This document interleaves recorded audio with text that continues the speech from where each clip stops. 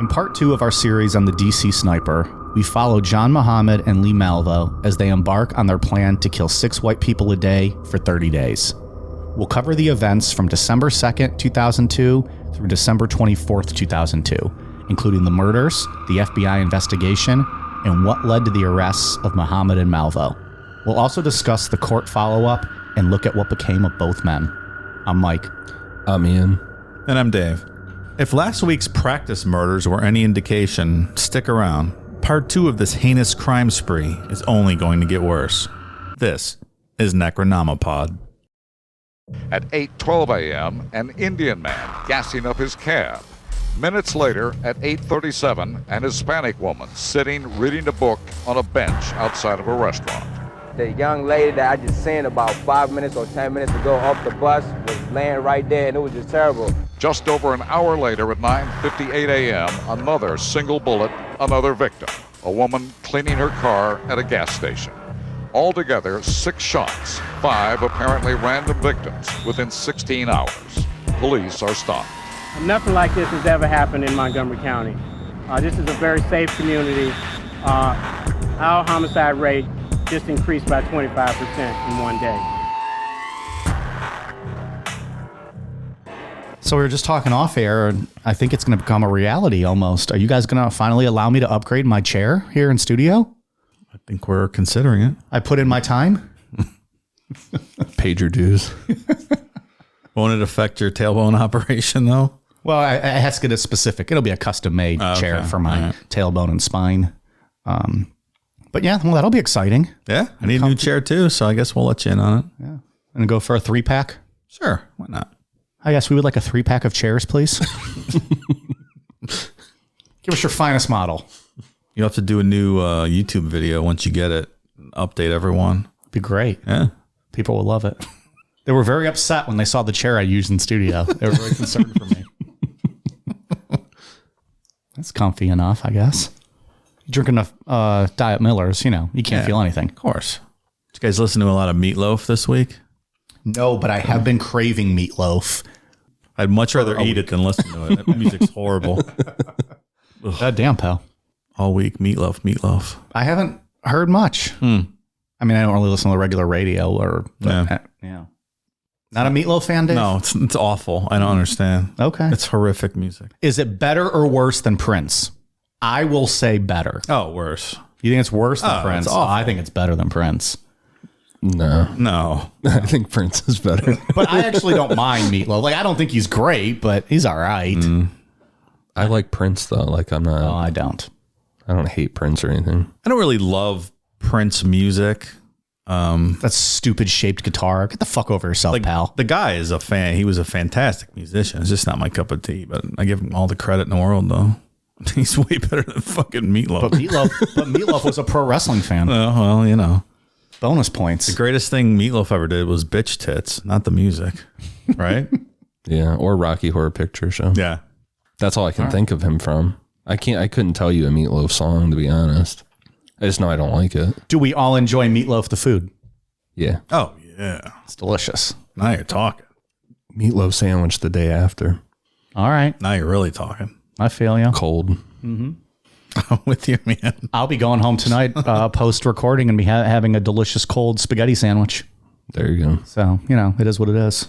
If I had meatloaf, I'd slap that on there too. Meatloaf spaghetti sandwich. The ultimate.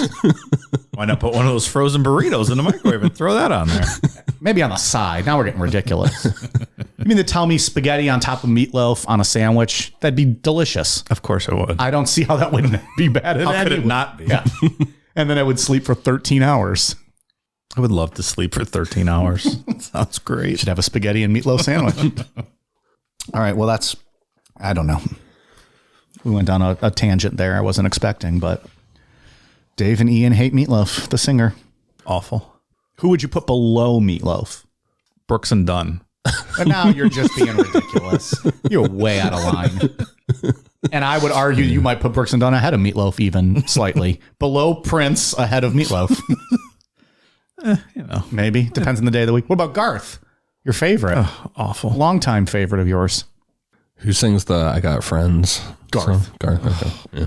The most overplayed song maybe of all time. What's more overplayed, that or that fucking Kid Rock All Summer Long song? The one where he samples Lynyrd Skynyrd and fucking Warren Zevon. The Werewolves in London, is that what it was? Yeah, well, that's what he sampled, yeah. Do you know that song I'm talking about? Nah, I can't even think of that. You would know it if I played it. It was And there was drinking and fucking, something like that, right? something like that. Not good. Doesn't sound good. No. But anyway, it's still It's not. It's still played. Like, I feel like people use, like, radio stations, that's like the official song of summertime. What was that song called that he came out with not long ago where he's riding that middle finger rocket? So ridiculous. This is the dumbest shit I've ever seen. I refuse to watch it. It's so stupid. I won't see it. What was that called? I don't know. I don't remember. I've never seen anything like it. Have we seen Kid Rock without a hat on recently? I'm betting he has a skullet now. You think so? He's got like a Hulk Hogan skullet going on, I bet. You might be right. His hair was pretty thin all the time Yeah. anyways. So, yeah. I mean, I don't know. I'm hypothetically-ing here. He's coming to Cleveland this summer. Maybe we can go and get backstage and find I out. already got tickets. I don't. I don't. Brooks and Dunn opening. Please. He would be opening for them, Dave. Show some respect. All right. This took so many turns. That was an interesting opener. Yeah. So much hate involved in that one. Meatloaf and Garth and Kid Rock and Brooks and Dunn. It's not going to get any better with the rest of this conversation tonight. It is not. Not a fan of these fellers. Ian, where we leave off? Where we left off, Hong M. Ballinger was shot and killed from one bullet that went through the back of her neck and exited through the left side of her jaw on September 23rd, 2002. This was the last murder that John Muhammad instructed Lee Malvo to commit before John felt that they were ready to carry out phase one of his plan. If we remember phase one, like you said in the intro, Mike, that it was to kill multiple white people. They end up straying from that path. A lot of the people that they end up killing here are not white people. No, not at all. Yeah. Why was that? Or is that something we're going to get into later? Targets of opportunity, I think, mostly. Yeah, I think this kind of just turned into the shots better on that person. Didn't matter if they were white or not. And I suspect the stated plan was not actually the plan. Yeah. So Do you the think they victims just did not bullshitted matter. after the fact? Like kind of... Or he bullshitted to him to get him go along, but I think there was other underlying things he was trying to do here. I think we'll talk about it later. So phase one of that plan was to meticulously plan, map, and practice their locations around the D.C. area. This way, after each shooting, they would be able to quickly leave on a set path and move on to the next location. To make their getaways, John purchased a blue 1990 Chevy Caprice and modified the trunk and the back seat area so that Lee Malvo could take shots from the trunk without ever having to fully open the trunk or exit the vehicle.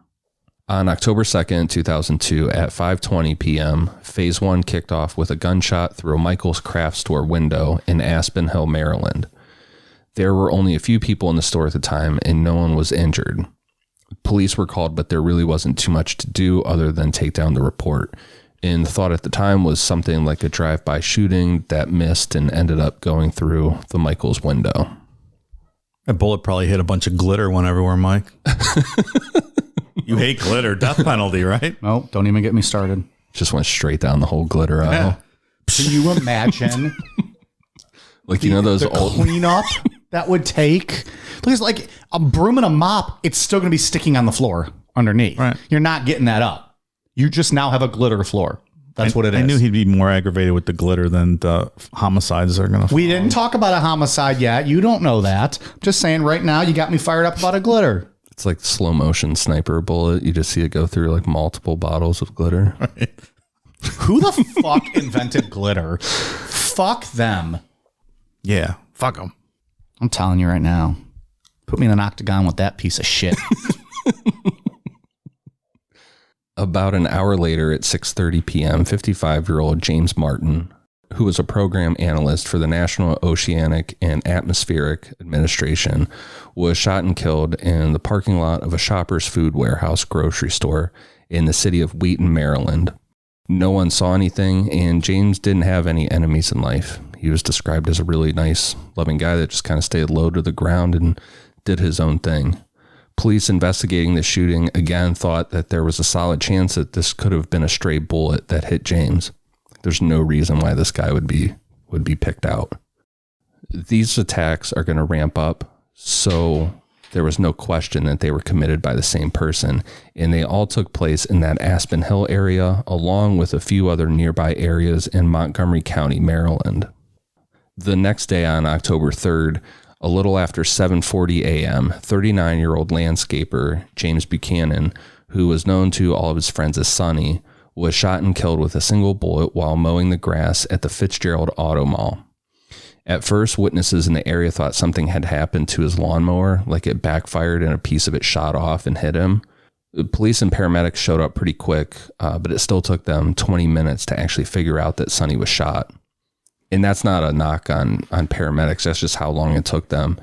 And they're so random, and a lot of them are to the chest or stomach area. People didn't know what happened. It's just like they're all of a sudden hit, like, what the fuck was that? Yeah, right. And they just started bleeding out. I think people, from that documentary, it sounded like some people thought even his lawnmower might have run him over. Yeah. There were multiple 911 calls, and all of them said something happened with the lawnmower. Yeah, right.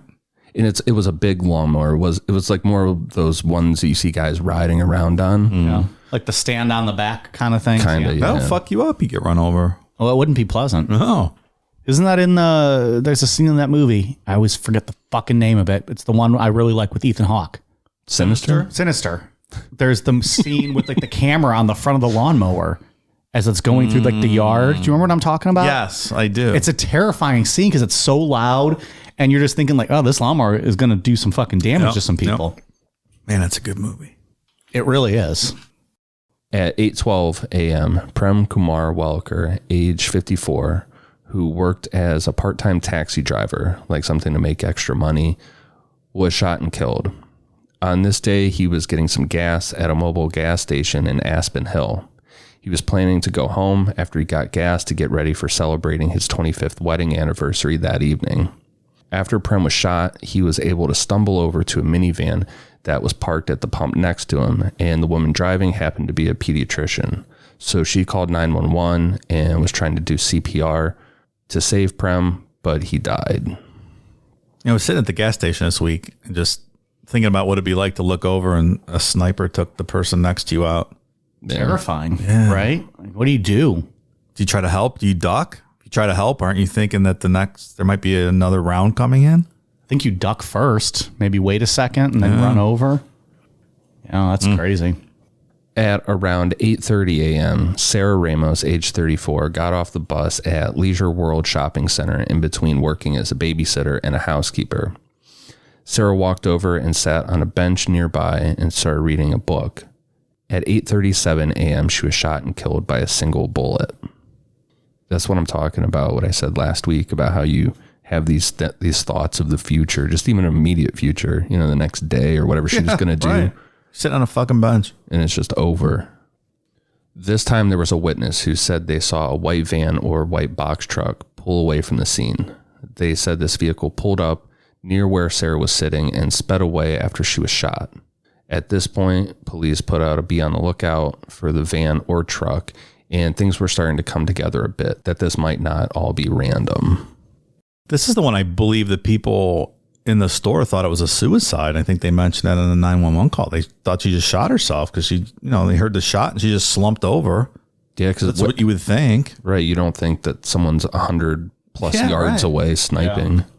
At 9:58 a.m., Lori Ann Lewis Rivera, age 25, was shot and killed while vacuuming her Dodge Caravan at a Shell gas station on the corner of Connecticut and Knowles Avenue. Lori had just dropped off her kid at daycare and stopped off at the gas station. Then they stopped for a while, and at 9:20 p.m. that night, 72-year-old retired carpenter Pascal Charlotte was shot while walking along Georgia Avenue in Washington, D.C. He was rushed to the hospital and died about an hour later. So in a 12-hour period, 5 people were shot and killed by a single shot from a significant distance away, and the only lead the police had was that a white van or white box truck was seen speeding away from the scene where Sarah Ramos was shot. We've talked about eyewitnesses not being great and the media kind of running with things in past episodes, and This is no different. I think it just comes down to there's white work trucks everywhere all the time. And, yeah, you see those all everywhere. They're everywhere. Yeah. And so when the first person, brought it up and said that, they might have been driving away or whatever, and it just propagates, and then everyone starts seeing white box trucks. Well, and then you might see a U-Haul. It's a white box truck. So then it just kind of grows into like this thing. And, you see all these different kinds of vehicles, and you just associate, it's just a white truck. As soon as people see it, then that's what they're thinking. That case in D.C. that you just talked about, there was an interview with a police officer in D.C. who had an eyewitness that spotted a blue Caprice driving around the corner with their lights off at night. And he said that no one up in Montgomery County listened to the tip. They didn't want to hear about it. So there was a tip on the Caprice early on here that they just kind of ignored and stuck with the white box truck thing. It's also tough, though, too, when you're getting so many tips and then you're on this white box truck thing that you might maybe think, that's not relevant. It's something weird, but that's not what we're looking for. Sure. They're getting thousands and thousands of tips. I'm sure it's almost impossible to go I'm not making excuses, but I feel like, there's going to be things that fall through the cracks, unfortunately. Of course. After Pascal Charlotte was killed, Montgomery County Police Chief Charles Moose held a press conference because, like we were just talking, they put this together, and this wasn't like it was a high crime area. Charles Moose says at the press conference that the county's murder rate went up 25% in 12 hours. Also at this press conference, Chief Moose said that all surrounding schools were code blue, meaning that kids were to be kept inside at all times, and parents started driving their kids to school instead of letting them walk or ride the bus. I would have been scared to even send them to school, I would not leave the house. Yeah, right. You are now homeschooled. You don't leave the house anyway, so it's not a big stretch. You talking to me? No, Ian. Oh, I was like, I would never leave the house. Yeah. Oh, you wouldn't? Well, what's he going to do at 4 a.m.? His raccoon buddies are going to miss him. And you were talking about all the tips coming in. Like, they set up a tip line thing, center, basically overnight. And the amount of wires and networking going on in that building was fucking intense. And as soon as they turned it on, just thousands of calls started coming in. Jeez.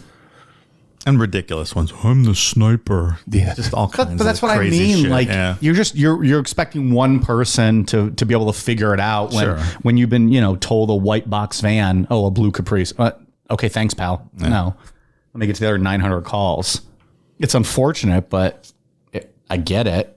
I always go back to thinking about Son of Sam when people are calling in like their loan sharks and shit, saying that when they owed them money, saying like, this guy's Son of Sam. Buy you a couple days. The FBI also started work on a profile, and this is a case where they were dead wrong on who they were looking for. They were putting out kind of like the classic serial killer profile, like a white male, younger, 20s to 30s, reserved, disenfranchised with life, stuff. He definitely didn't fit the profile. The next day on October 4th, around 2:30 p.m., Carolyn Sewell, age 43, was shot in the chest in the parking lot of a Michael's craft store as she was putting stuff that she bought into her car. The bullet went through her diaphragm, damaged her liver, lungs, and broke a couple ribs, but Carolyn survived. Assuming this is a different Michael's than the one earlier? Yes. Carolyn couldn't give any eyewitness accounting, and no one else was coming forward with anything credible besides the initial white van or white box truck. 3 days later, on October 7th, Tanya Brown was driving her nephew, Iron Brown, age 13, to school at Benjamin Tasker Middle School. Tanya didn't even get out of the school parking lot before Iron was shot with a single bullet to the stomach area. Tanya was a nurse, so she was handling the situation extremely calm and collected. You can hear her on the 911 call as she's driving Iron to the hospital. This bullet did significant damage to multiple organs in Iron's body, but he ended up surviving. This changed the scope of the investigation completely. At the press conference for this shooting, Chief Moose basically said, like, you've crossed the line. Like, all the victims are innocent, but now you shot a kid trying to go to school and we're going to find you. He also got a little emotional and teared up as he was saying this stuff, and he got a lot of criticism for this, which I think is unfair. Yeah. A lot of media stuff like drug him through the coals over him tearing up. For being a human being who had emotions and feelings. He wasn't like sobbing up there. He was sternly saying what he had to say, and he was tearing up a bit. I see Uncalled for. Yeah, no problem with that. The doctors in the documentary describing what a bullet like that does to your body, I never really thought about it before.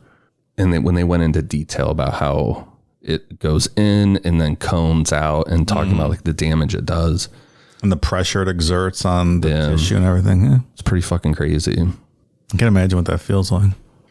Part of the investigation was figuring out where the shots were coming from. And authorities were really good at pinpointing where these shots were probably fired from. Just there was no evidence left behind. However, this time investigators found that the shot was fired from a slightly wooded area about 150 yards away. And there was a shell casing and a tarot card left behind. The tarot card was for sure meant to send a message, and investigators felt that the shell casing was left behind on purpose as well.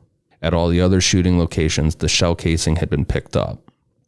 The tarot card was the death card, and at the top of the front of the card, written in blue pen, were the words, "Call me God."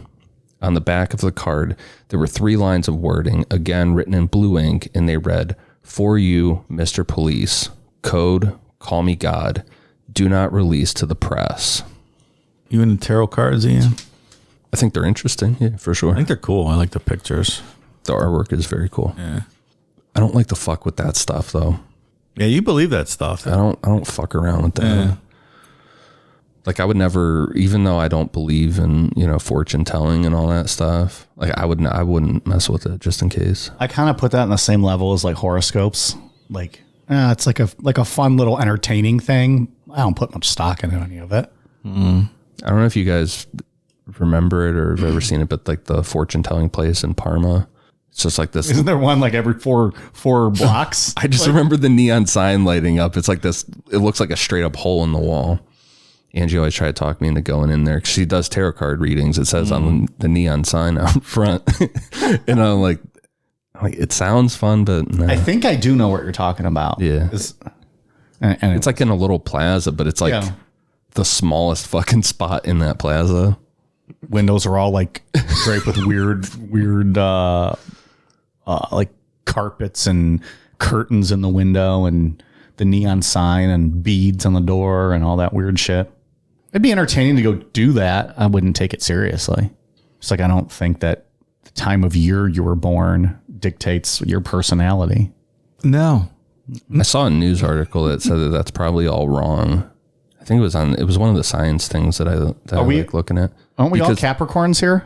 I'm an Aquarius. But like by like a day, no? Yeah. Isn't it like the 19th or 20th of January? Yeah. All right, well. But there's something about like the way the planet, like things have shifted over time, that none of that is accurate anymore, probably. That's funny. You don't say. I guess what I would say is if those fortune tellers could read the future, wouldn't they just be buying lottery tickets? I mean, instead of making $10 reading your palm. One would think. It's the same reason like people like Ernest Angley aren't employed at hospitals to heal people. Could you imagine Ernest Angley at a hospital? Hey, he's fixed. That's it. Doctor's like, fuck. Hang up their stethoscope, walk out. Maybe I'm sure there's a reason behind it with the tarot cards. Like it only applies to like other people, and like you have to be in the room for them to show you. I don't know, I'm sure they have some kind of fucking kayfabe thing. Tarot cards aren't like an exact thing, like Sylvia Brown saying that she can see things. Tarot cards are just it's kind of like a rough outline, maybe.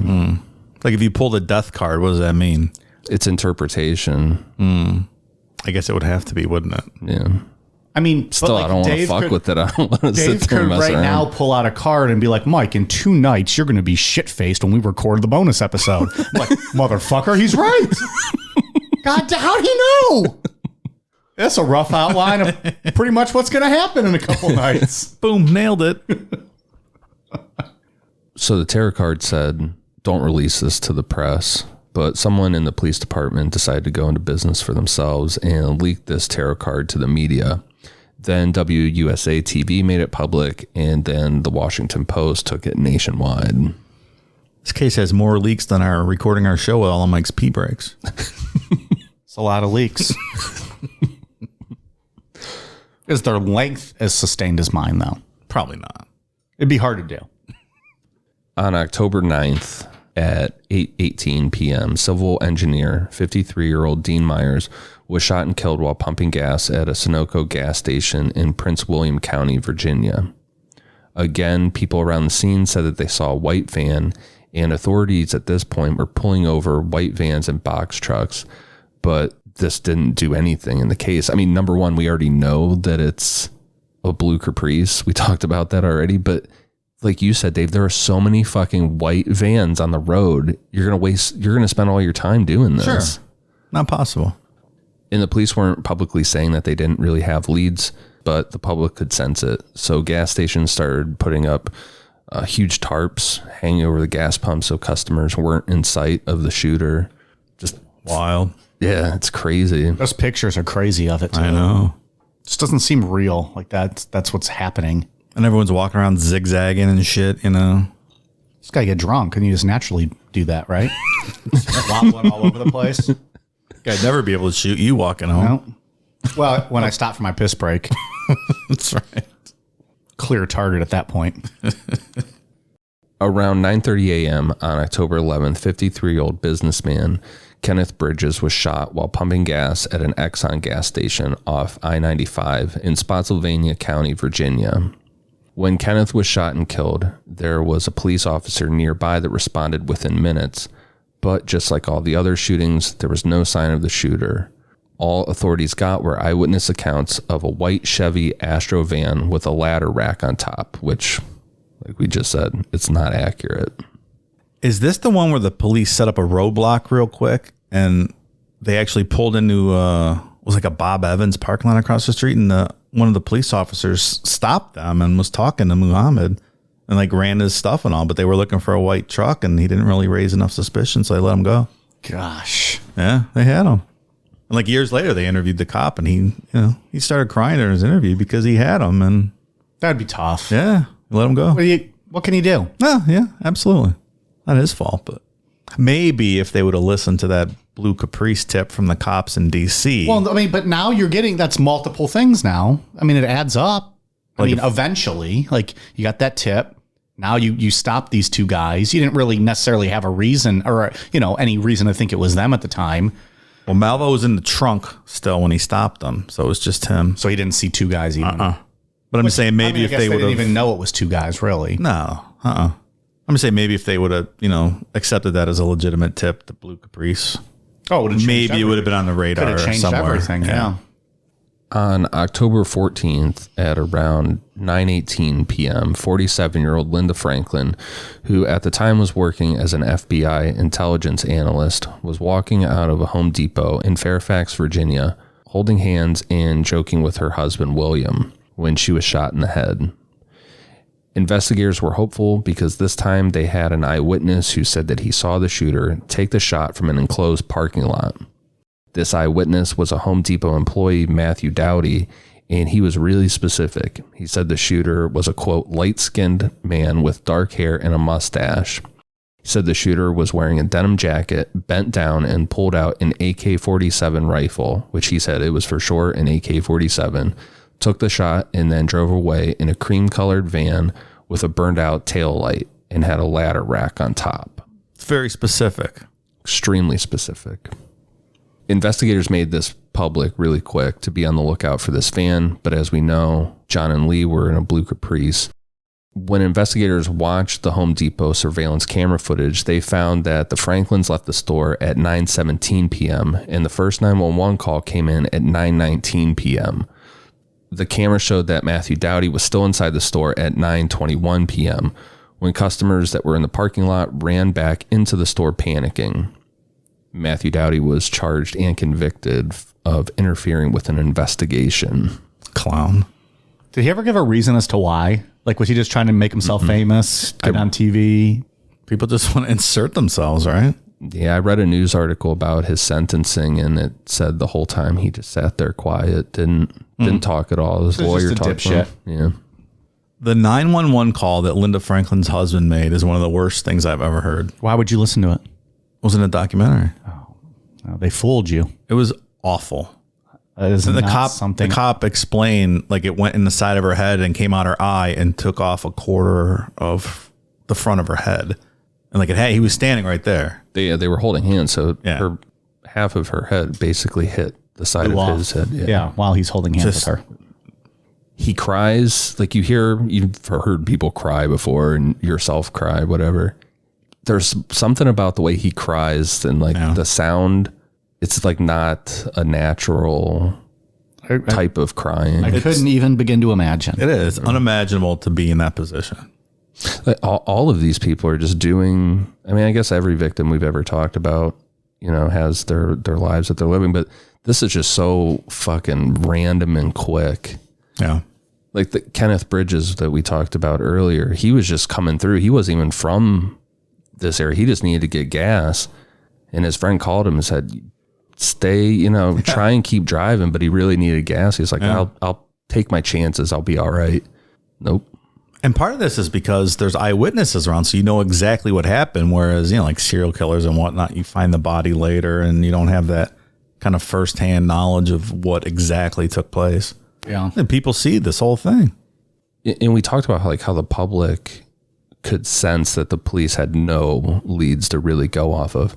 And that was the whole point of this. Lee Malvo brings that up a lot, that this was to show people that the police cannot protect you. You're not safe. Right. You could tell at those press conferences, they're kind of not exactly deer in the headlight kind of thing, but you can tell they're dumbfounded and don't really know what to do. 5 days later, on October 19th at 8 p.m., 37-year-old Jeffrey Hopper was in a Ponderosa parking lot in Ashland, Virginia, when he was shot. His wife, Stephanie, was able to get the attention of people passing by, who then called 911, and Jeffrey was rushed to the hospital. He ended up surviving, and again, the investigators found the area where the shot came from. This was a wooded area a little over 100 yards away, and this time there was a 4-page note left behind. At least they got him when he was coming out. He got to have that delicious Ponderosa meal. Is that what it said? He was coming out? Because I was going to make a joke about how if he did it while he was going in, they did him a favor. Oh my God. And the guy survived. He was actually joking with his wife. Well, then, so we with can the make ambulance. We can make jokes light about art that. of it. Yeah, saved him from that shitty beef jerky steak. I love Ponderosa. Yeah, that guy was in really good spirits for just getting shot. Yeah. Well, because he survived. I mean, I probably would be too. They were cracking jokes. Yeah, like, sitting there though. No, in the parking lot, like he's bleeding and he's cracking jokes with the 911 guy. It's not so much the steaks that was good at Ponderosa. It was the big buffet. Yeah. Ponderosa or buffet pizza and buffet chicken wings, I always have time for. They're delicious. Don't you get that at like Chinese food? Well, I mean, that's not like I will get them at, like on my fourth plate. Like you have the Chinese food first. Right. But yeah, you always got to make room for the pizza and the chicken wings. I've legit never met anyone that eats the American food at those. Yeah, you always wonder, like, I wonder who eats this shit. There you go. The place we went to in Parma is literally the worst Chinese food I've ever had in my life. It is so bad. The sushi is the only thing that's good, but it's still buffet sushi. It's not, it's not great. And the Chinese food is so bad that you got to make up for it somehow. Why did you go to this place? I don't remember. We were just there. Their pizza was good though. Well, all buffet pizza and chicken wings. It's all the same stuff. Like it's fucking glorified frozen pizza. And probably frozen chicken wings. They just thaw out and throw in an oven for a little bit. But hey, I love how this turned to me, even though Dave was the one who just said he loves fucking Ponderosa's buffet. Which is still the same stuff I just said I liked. I'm not suggesting. Maybe what? The meatloaf? You like their meatloaf and their mac and cheese? Suggesting it's a gourmet meal. I'm saying like back in high school and stuff, we used to go there for the buffet. You could have went to Speedway and got a much better meal for half price. $1.25 cheeseburger, 2 hot dogs for $3. You've been set. Grab a Mountain Dew, Gross. Whatever you drank in. I don't know what you drank in high school. I drink beer. Grab a beer. Grab yourself a case of Budweiser and or eat a hot dog, and you're good to go. Yeah. All right. Still, Ponderosa doesn't serve booze, do they? Did they serve booze? Not back then. Well, do they even exist now? There's a couple. I was at one in Orlando, I don't know, a while back. I don't recall the alcohol. That's like the opposite of like a low-key brag. Like, I was in Orlando on vacation. Hey, that Ponderosa. I was just saying we ran across one down there, like, let's go check out Ponderosa. It's been 20 years. I think there's one in Columbus, actually, on High Street. It used to be, anyway. The other thing that Chinese buffet used to have was really good Superman ice cream. They didn't have soft serve. They just had like literally like when you go to an ice cream shop, you open it and you have the tub. That's right. It's like every kid's dream, except I was a grown adult. But I would get the Superman ice cream. It was so good.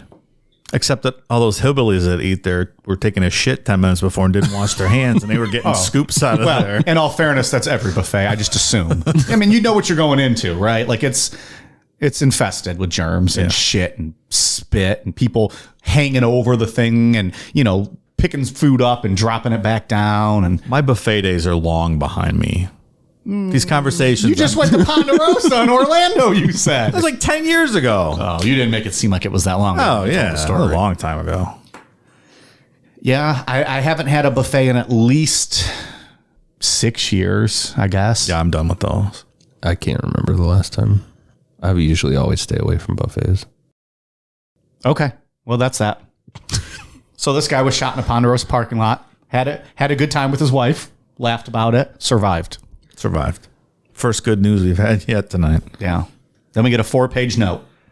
So the first page of this note had 5 little star stickers, like the same kind you get like back in the day on your schoolwork when you're in like grade school.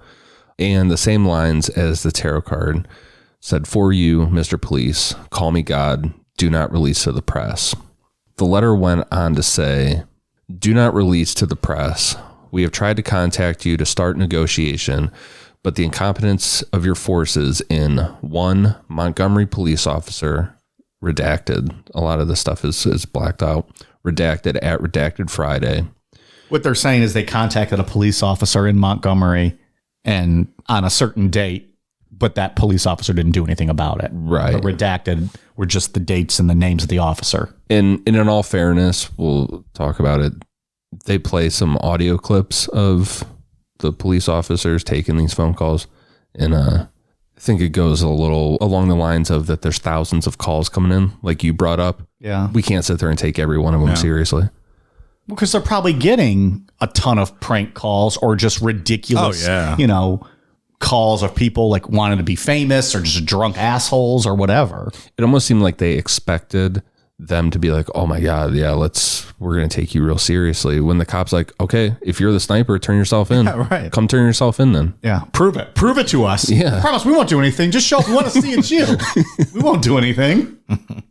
2, Rockville Police Department female officer at redacted. 3, Task Force FBI female redacted. And they put 4 times, which means that they called 4 times. 4, Priest at Ashland. 5, Washington, D.C. at redacted. These people took our calls for a hoax or joke, so your failure to respond has cost you 5 lives. So they called a priest? Yeah. They're always honest. How can they get by on this? Like that, how they wouldn't just let that go, right? You wouldn't think. They report everything. Well, they were probably a fucking little kid and they didn't have time. Probably went to voicemail. Goddamn, pal.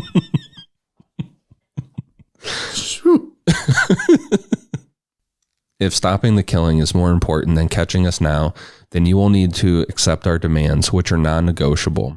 All this bank account information has been redacted. 1, you place $10 million in Bank of America account number, PIN number, expiration date, name, member since, Platinum Visa account. We will have unlimited withdrawal at any ATM worldwide. Literally every bank in the world had a $200 ATM limit back then. And it's like a $500 now today. What are you even talking about? Right. That's the same thing as Israel Keys. He just thought that he could just withdraw all this money. The FBI controls that though, Dave. They could just the banking system. They can override. They'll up it on the ATM clipboard they have. $1,000, or unlimited for this account number. So dumb. You will activate the bank account, credit card, and PIN number. We will contact you at Ponderosa Buffet. There's been so much Ponderosa talk the past couple of weeks. Did we talk about him last week too? We've talked about them multiple times. I think so. This guy fucking loves them. And Twilight and Ponderosa have been like the running themes lately. Twilight. I'm going to be in Columbus next week. I think I'm going to see if Ponderosa's still there. I'll send you pics. You gotta, if you don't post a photo on your Instagram of you in front of a Ponderosa or elbow deep in the buffet, then I don't think it actually counts as you being there. With my $7 top sirloin, cooked medium well. It's like the same meat that they use to sell the frozen Philly cheesesteak things at the grocery store. Steakums, I believe it's called Steakums. It's the same thing. Yep. So yeah, they said we will contact you at Ponderosa Buffet, telephone number, which that number is redacted, 6 a.m. Sunday morning. You have until 9 a.m. Monday morning to complete transaction. Try to catch us withdrawing. At least you will have less body bags. But if trying to catch us not more important, then prepare your body bags. If we give you our word, that is what takes place. Word is bond. P.S. Your children are not safe anywhere at any time. I don't understand why they're calling him at Ponderosa. And he did. There's audio tape of Lee Malvo calling Ponderosa. At 6 a.m., the fucking manager's like, hey, buddy, we don't open until 11 o'clock. What the fuck you want me to do? Lady's like, what are you talking about? This is Ponderosa. You know what's crazy is that they had all the all the phone lines were bugged, right? And they had all this set up so that they wouldn't miss the call. There's a lot of fucking people that call Ponderosa. That's right. Wait, is Ponderosa really open at 6 a.m. that people are calling? They must have been, because there were so many people. They had oh yeah, hi, this is Ponderosa, whatever. And then all of a sudden, what are your hours? What do you got on the buffet today? Y'all serving breakfast there now? Then all of a sudden you hear it. And it's Lee Malvo, and they're like, okay, and hit the whatever. But so strange. I don't understand. That's the first thing I thought of when I was watching the documentary. I'm like, there are a lot of fucking people calling Ponderosa right now. What kind of steaks you got up there? You bringing back those scalloped potatoes anytime soon? Because they made them last month, and man, Margie made a damn good scalloped potato. Meanwhile, soft serve is still what? Chocolate vanilla.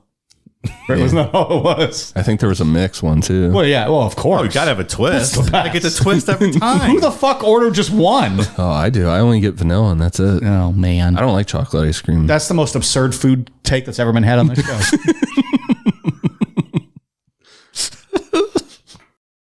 Your mental health should be taken seriously.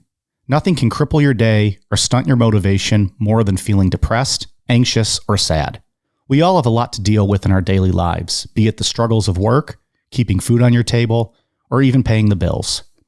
Your mental health is one area that you shouldn't have to worry about. Whether life currently has you down, or things are going well but you're still feeling unfulfilled, we're all experiencing our own form of strain on our mental health. And for that, BetterHelp is here for us. BetterHelp is an online mental health provider that will assess your needs and match you up with your own licensed professional therapist. And the best part, there's no waiting rooms. That's pretty huge, especially if you're as impatient as I am. BetterHelp is a safe and private online environment that will have you communicating with a counselor within the first 24 hours. And once you've begun, you can send your counselor a message at any time, always getting a helpful response in a timely manner. You even have the ability to schedule weekly video or phone sessions, all from the comfort of your very own home. So, whether you struggle with trauma, depression, LGBT matters, grief, anxiety, or even self-esteem, BetterHelp counselors have a broad range of expertise, and their licensed professional counselors are waiting to assist you. BetterHelp is available worldwide. In fact, so many people have recently been signing up for BetterHelp that they're currently recruiting additional counselors in all 50 states. Once you get started, if at any time you're unhappy with your counselor, there's no need to worry. BetterHelp is committed to facilitating great therapeutic matches and makes it easy and free to change counselors. BetterHelp respects you and your privacy, so everything you share with your counselor is completely confidential. And while it's not a crisis line, it is a convenient, professional, and affordable way to seek the help that you deserve. They even offer financial aid for those who qualify. If you'd like to hear how BetterHelp has assisted people just like you, check out the testimonials posted on their website every day. We here at Necronomipod want you to be living happy and healthy. So, as a listener, you get 10% off your first month by visiting betterhelp.com/necro. Join over 1 million people already taking charge of their mental health. Again, that's BetterHelp, HELP.com/necro. Going back through the tip line, the FBI were able to confirm some of these calls Lee Malvo made to the operators. Specifically one on October 17th, when a caller claiming to be the sniper said that he was responsible for the murder of 2 women during a robbery of a liquor store in Montgomery, Alabama a month earlier. This is accurate. We talked about this on part 1, but only one of the women died. Lee Malvo and John Muhammad were under the impression that both women were killed. Authorities had no idea. They didn't connect that in any way to this. Who would, That was the point, I guess. Yeah. Yeah. Like all the robberies they committed. We talked about that. Like just countless robberies.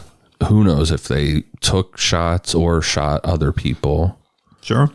And you would never know. On Monday morning, October 21st, investigators got a phone call from a payphone at a gas station in Henrico County, Virginia. They traced the call and missed Lee Malvo by just a couple minutes. However, they were still working on that tip that the suspects were in a white van or truck. And because that's a pretty common vehicle, like we've been talking about this whole episode, there was a white van by that gas station. The 2 men in that van were detained and found not to have anything to do with the shooting, but they were illegal immigrants. These 2 guys were thrown through the ringer, cavity searched, all kind of shit, and then deported. That's pretty traumatic. Probably wrecked them for the whole day. Man, oh man. Like, what do they think? They had a sniper rifle up their ass? Why is that necessary? Cavity searched. Yeah, it's like... Holes is holes, Dave.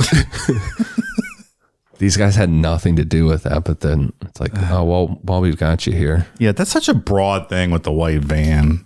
Oh, take this opportunity to cavity search you. Every painter in the country was like, that's what I'm saying. Yeah. I'm walking to work today. I'll carry my paint cans. Yeah, like if I drove a white van, I'd be like, I'm staying home. I'm not coming into work. You're out there spray painting your van black the next day, right? Like the A-Team van. So the red stripe on it so you don't get pulled over. We already talked about that $10 million demand was just absolute nonsense with the whole ATM thing. So on October 22nd, 35-year-old Conrad Johnson, who was working his job as an RTA bus driver, was shot at 5:56 a.m. while standing on the steps of his bus. This happened in Aspen Hill, Maryland, and at this point, Chief Moose told the public about the letter, but only the part that said, "Your children are not safe anywhere at any time." And people were not happy with Charles Moose over that. With the delay. Yeah, they felt that the fact that it said children aren't safe, that the police should have said that right away. Over the weekend of October 19th, a guy named Robert Holmes from Tacoma, Washington, called a tip into the FBI. The first time he called, his report got lost in the thousands that were coming in daily, but he knew in his gut that the D.C. sniper was a friend of his, so he called back a second time. The second time he called, he got an actual agent. The first time it went to an automated thing. Robert told the FBI that the DC sniper sure sounds like his old friend, John Muhammad. How does that work? You think, like, you call the FBI, sometimes it's automated, sometimes like an agent just picks up and is like, FBI, how can I help you? Yeah, it's a good question. I think in this case it was, I think you can just get a hold of somebody, like a local. Like press 1 if you have a tip. Press 2 if you're legit and have a credible tip. Right. Yeah, so you press 3 if you're here to fuck around and find out. If you're the sniper east of the Mississippi, press 4. Yeah, press 4. To speak to a representative, press pound. Robert told the FBI that his friend John's life started to fall apart after he lost custody of his kids. He also told them that he was a marksman shooter, but one detail that solidified it for him was when Robert saw on the news that authorities at this point were thinking that 2 people were involved. Robert told the FBI that John came back from Antigua with a kid named Lee Malvo. Robert said that he and everyone thought it was odd how Lee was just all of a sudden like John's son, and that John treated Lee like he was a soldier.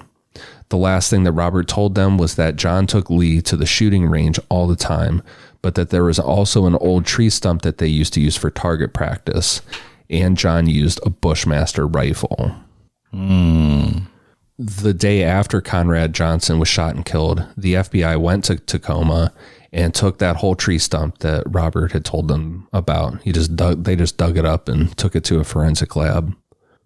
Like we said a little bit ago, Lee Malvo called on October 17th and told a tip line about the shooting in Montgomery, Alabama.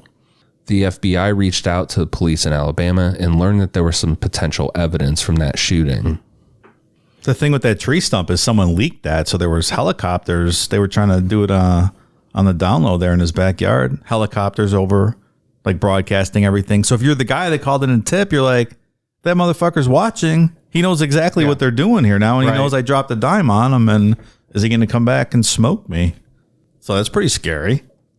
I'm sorry. Can a case not be made with helicopters and media and all that you're interfering with a police investigation? I understand there's freedom of press. I get that.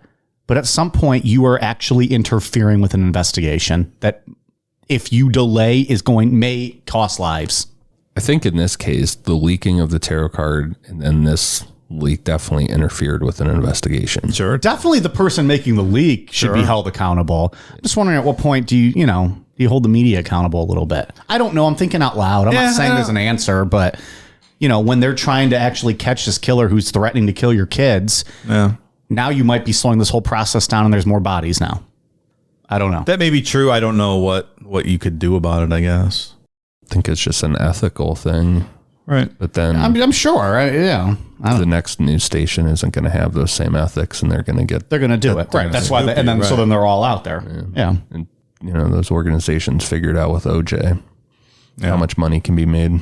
Breaking news first, and then live streaming it for getting a live feed from a helicopter.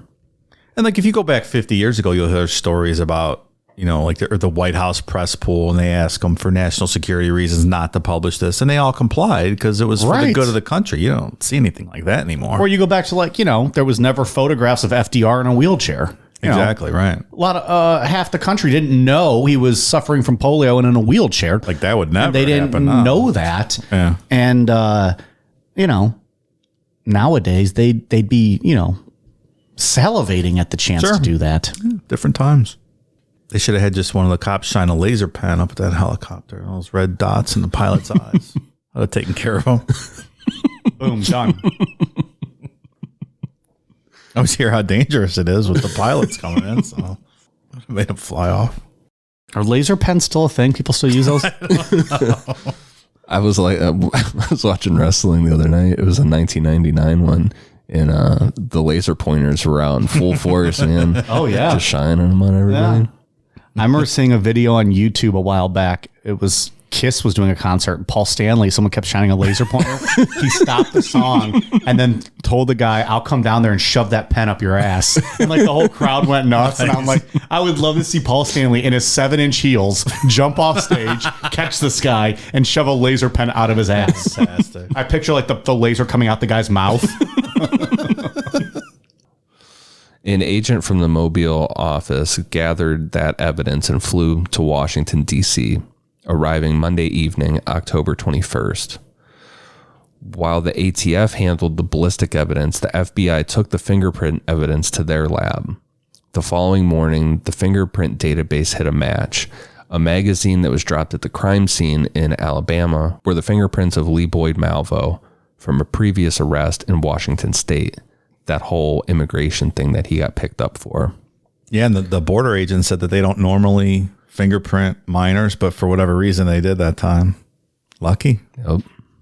And it wasn't just a regular magazine, right? It was the manual for the rifle. Yeah. So maybe that's not a good thing to drop there. Whoopsie-doodles. Mm-hmm.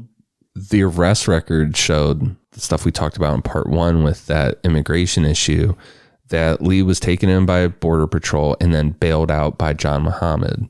John's name was on that documentation, confirming what Robert Holmes was telling the FBI, that it was true about John and Lee's relationship.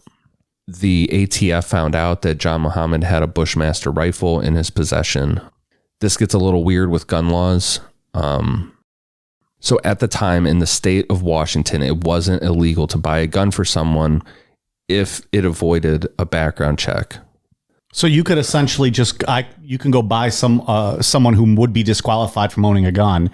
I could go in and buy them a gun, or buy a gun and then just give it to them. But they would only do a background check on me. Correct. And if I'm clean, then I can come out and give you the gun, even though you might have a past that disqualified you from owning a gun. Right. It sounds right. Like in Ohio, there's no background check requirement on private firearm sales. I think if you're a convicted felon, you're still not legally allowed to possess that gun, but the person, I think that sold, that's what we're saying. it to you is not going to get in trouble. Yeah. Right. Statewide. Sure. That's what I was confused by, because, I mean, we've talked about this in the past. I don't know anything about guns, and I don't know much about gun laws. So I was trying to read because I didn't understand some of this, but that federal gun laws are just like a base that is laid for the states. The states kind of do their own thing. So Washington has changed that, but the state's not going to prosecute any of that stuff. And in reality, it's highly unlikely that anyone was going to turn Dancy Jr. into the FBI or ATF for it. So things like this go unnoticed. Until something like this happens. Yeah. Fancy Pants Dancy's out of luck. What went wrong here? What went wrong? I have a question, though. I thought the rifle that they were using was the one they stole off the counter from the gun shop. Or was that a different gun? Right, but they gave Dancy Jr., they were in possession of that 45. So we're talking about the 45. Right. Okay. And they used the 45 to kill people on that. On that, what they called their practice murders. Right. But the Bushmaster was the one they stole, right? Right. Okay.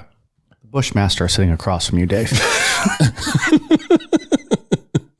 Indeed he is. Indeed he is. The FBI had their probable cause for Lee Malvo because of the fingerprints, probable cause for Dancy Jr. for purchasing that gun for John, but they still needed something beyond the tip from Robert Holmes. So just like Mike's girlfriend's, the tip, it's not enough? Never be enough. Come on. You always want more. That's when the ATF found out that John had a restraining order against him filed by his ex-wife, Mildred Green. In Washington, if you have a restraining order filed against you and it's current, you cannot own or buy a new gun. You can't go in to a gun store and buy a gun. But then you scroll down a little bit more and you see gun show. Mm-hmm. And then it says there are no regulations on law. So it's a big gaping loophole. Yes. Just like anal virgins, right? Exactly. I feel like gun shows are the equivalent of a WWE no holds barred match. Yeah. We have gun shows over here at the fairgrounds, probably literally every 2 miles week. From where we are recording right now. It's packed every weekend. I'm like, what are these people doing? It fucking holds me up when I'm going to lunch and trying to get a fucking burrito and I got to sit in line while all these people make left-hand turns to go fucking buy guns. I just want a goddamn burrito. I'm all for responsible people having their rights and everything. Absolutely. There seems like there's some issues here. That is the most polite way of saying things. I agree. Like, I'm not trying to shit on gun owners. Like, I think it's fantastic when people, are responsible gun owners and, But there's some people that shouldn't have guns. I mean, bottom line. Agreed. It just popped in my head, too, when you said that gun shows are like a WWE free-for-all. Like, no holds barred. No holds barred, yes. Like, it made me think back to Oklahoma City, where Timothy McVeigh traded an NRA t-shirt for a live grenade. Like, Like, that's what I'm saying, where it just needs cleaned up a little bit. It's the barter system. You walk in. Well, to be fair, I don't think grenades are legal, so. Still, it happened. It did happen in the 90s. Little oversight, at least, maybe. What can we trade Stone Cold Beef Austin for, do you think?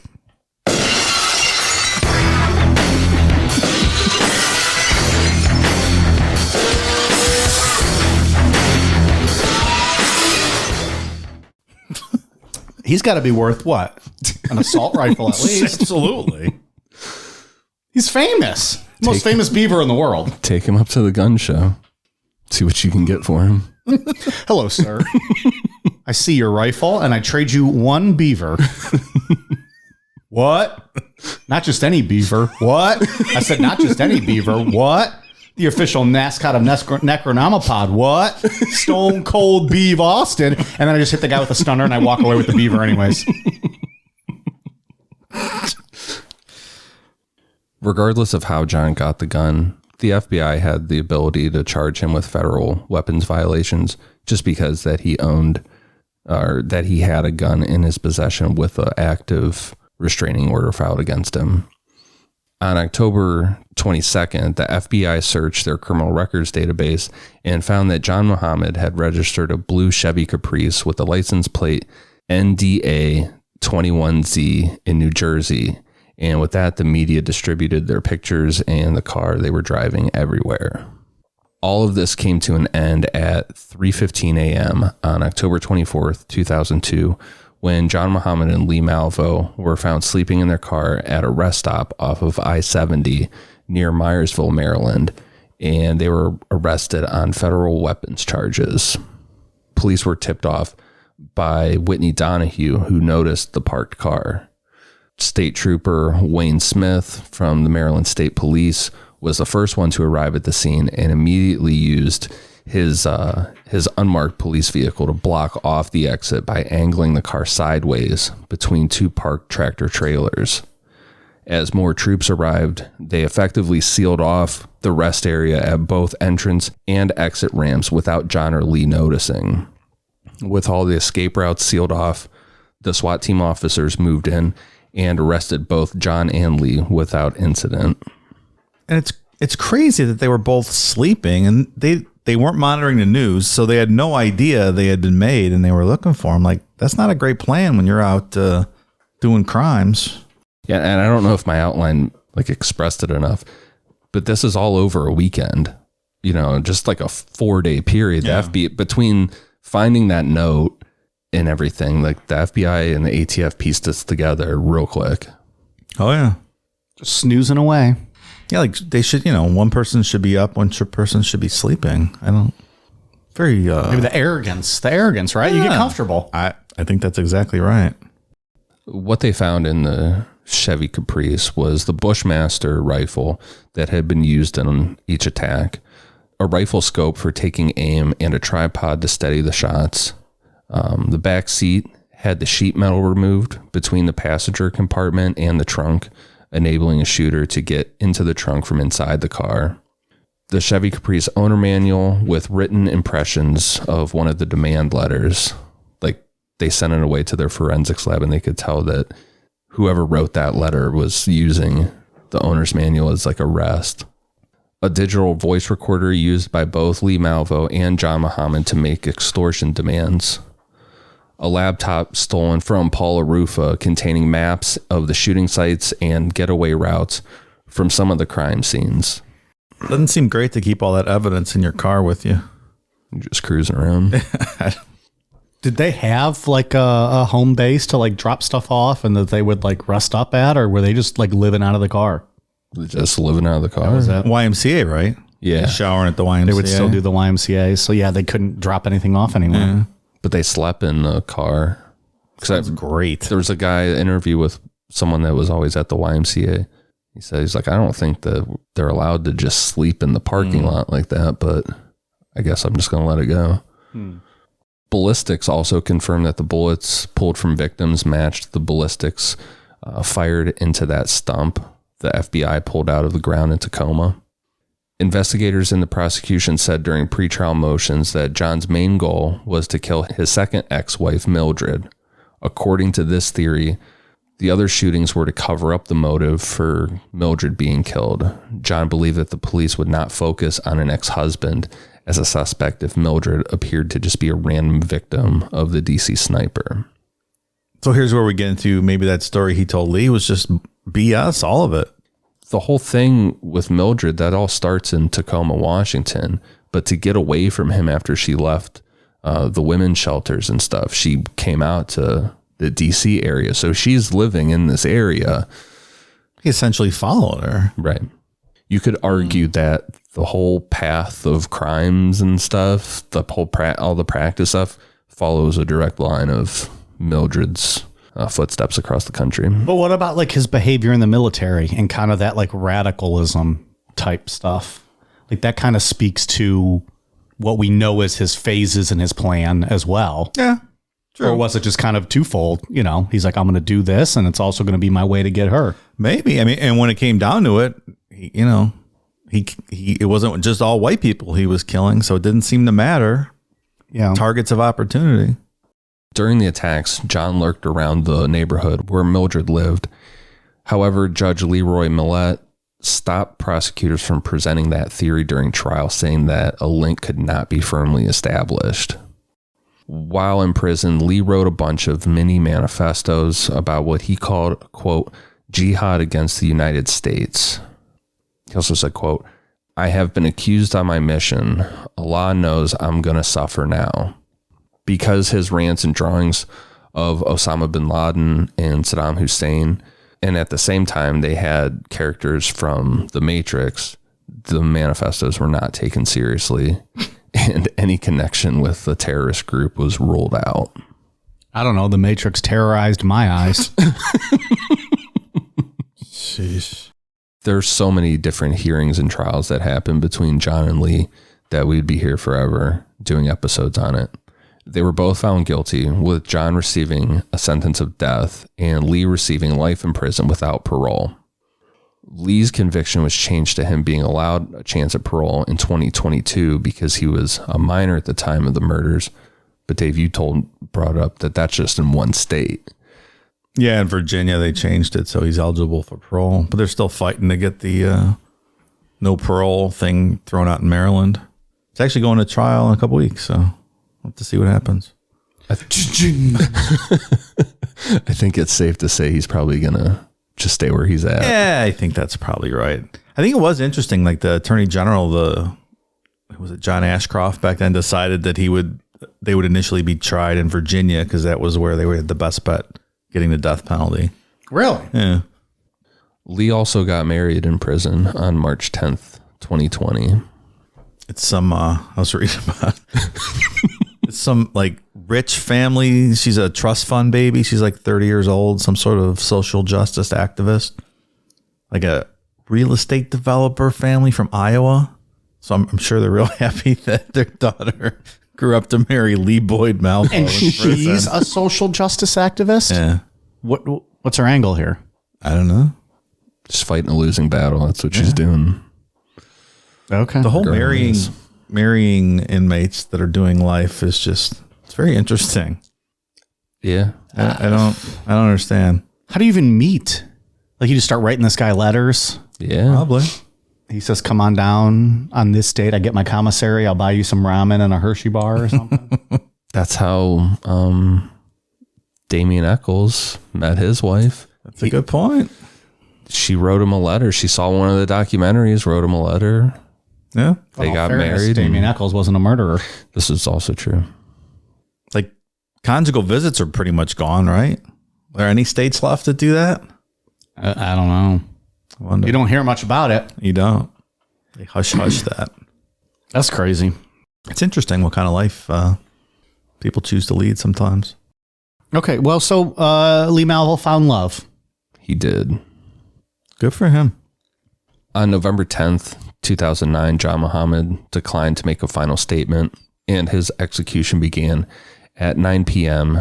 at the Greensville Correctional Center in Greensville County, Virginia.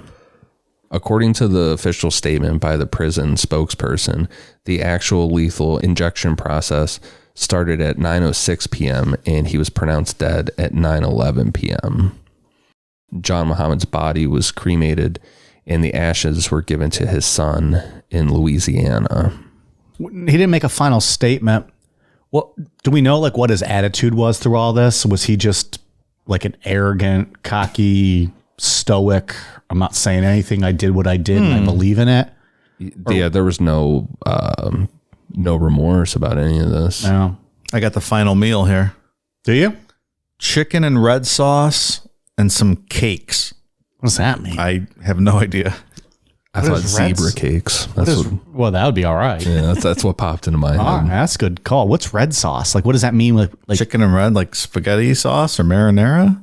I don't know. It's kind of weak. Weak sauce. That's what that is. not the best last meal we've ever heard. Now, if it was zebra cakes, that bumps it up a little bit. I would go to town on zebra cakes and those Christmas tree ones. Oh yeah, all the white cake with the white frosting stuff. Those are single serving boxes for sure. You know what? Yeah, they can be. They very much can be. Yes. The other interesting thing I read is that there was a typo on his headstone. They said it was a grave mistake.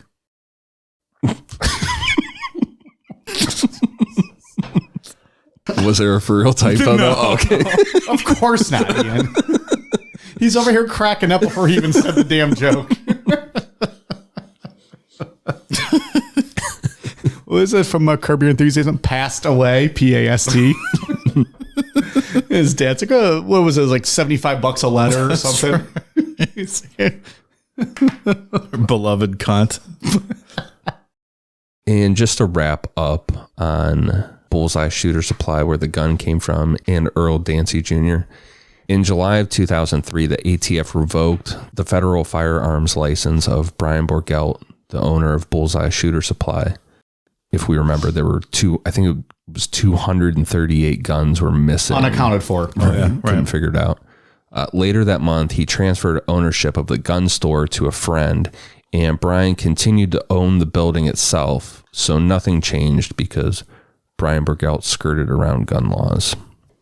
You brought up last week, he's on the documentary, and he just, his attitude is, sucks. Let's just say he's probably a Kid Rock fan. Yeah. So like you're saying his attitude is, oh, it sucks this happened, but oh well, like we did what we do. Right. It's my right to have a gun.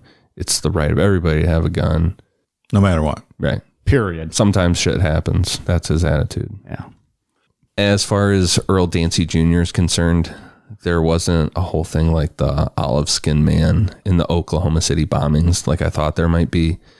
Dancy Jr. was charged federally for buying Muhammad the gun, and he was facing 10 years in prison, but he ended up getting a year of probation. That'll show him.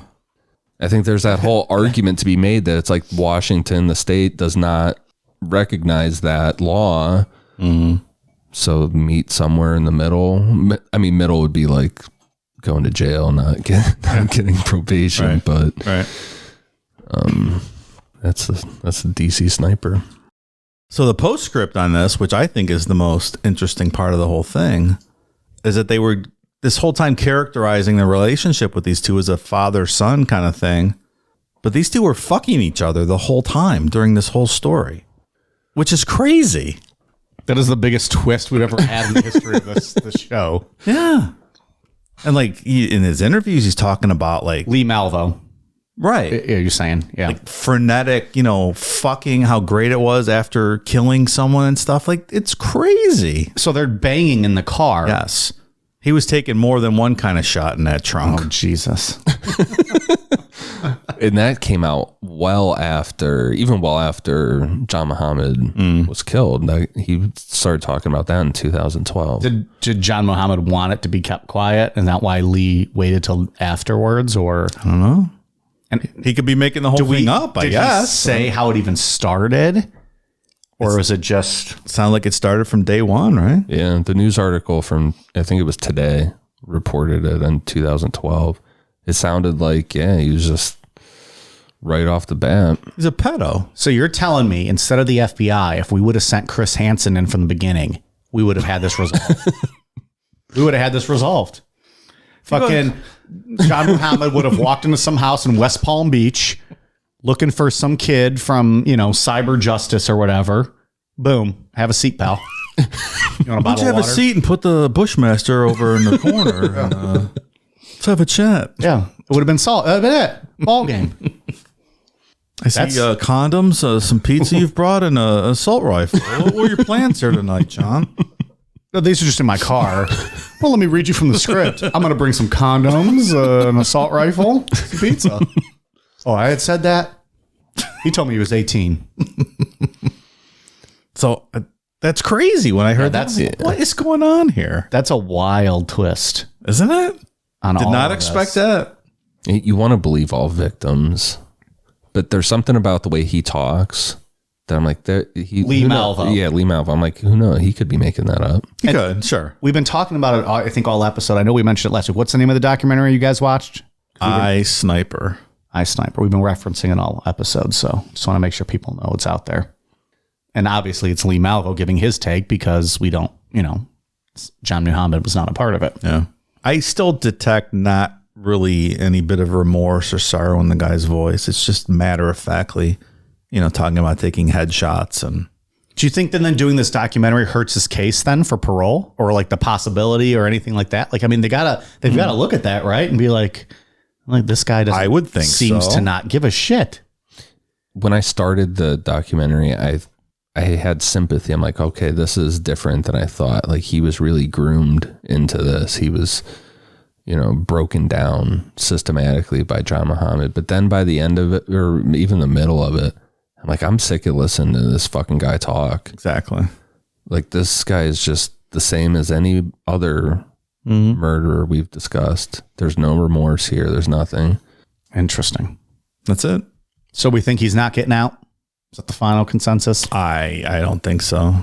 Yeah. There was a cop that they interviewed that said he believes he would kill again if he ever got out. So he's not buying the story either.